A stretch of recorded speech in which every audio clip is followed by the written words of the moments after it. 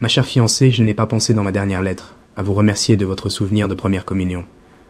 J'en ai un vif remords, car cette simple petite image m'est bien chère par le souvenir qu'elle rappelle. Avec votre âme élevée et aimante, que de félicité n'avez-vous pas dû goûter en ce jour inoubliable?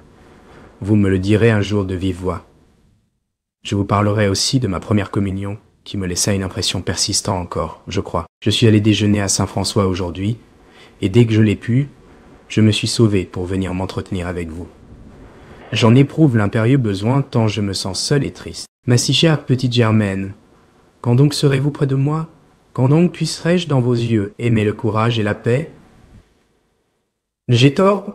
Pardonnez-moi, je vais vous attrister. D'ailleurs, me plaindre serait non seulement une lâcheté, mais un acte d'ingratitude envers la Providence. Car je suis si heureux que vous m'aimiez, que nous nous aimions tant. Il me semble que maintenant votre amour fait partie de ma vie, et que rien ne pourrait le remplacer. S'il arrivait un jour où vous ne m'aimiez plus, je partirais pour l'Afrique. J'irai faire de l'agriculture au Congo. Et comme les 3/4 des Français n'y vivent pas plus de 3 ans, j'aurai rapidement la joie de donner ma vie en travaillant pour la France. Pardonnez-moi encore. Aujourd'hui, vraiment, je déraisonne. Nous nous aimons toujours de plus en plus, n'est-ce pas, ma chère fiancée, mon aimée, ma vie, et rien ne pourra nous séparer. Je viens d'avoir la visite de René qui m'a interrompu. Plus je vais, plus j'apprécie son amitié intelligente et dévouée. Ce soir arrive le supérieur et l'économe du séminaire. J'ai vu ces messieurs une fois déjà, mais c'était à un dîner où nous étions très nombreux, et je n'ai pu les observer ni les juger.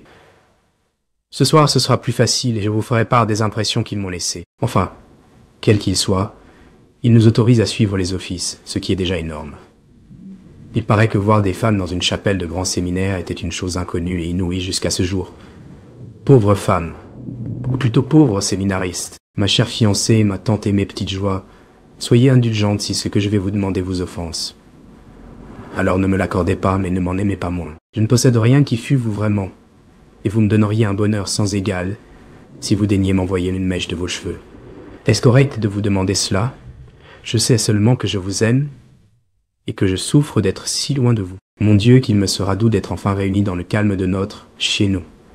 Et comme les peines nous paraîtront douces, supportables à deux. Il faut nous aimer de plus en plus, ma bien-aimée Germaine, et prier beaucoup pour que jamais cet amour ne diminue en nos cœurs.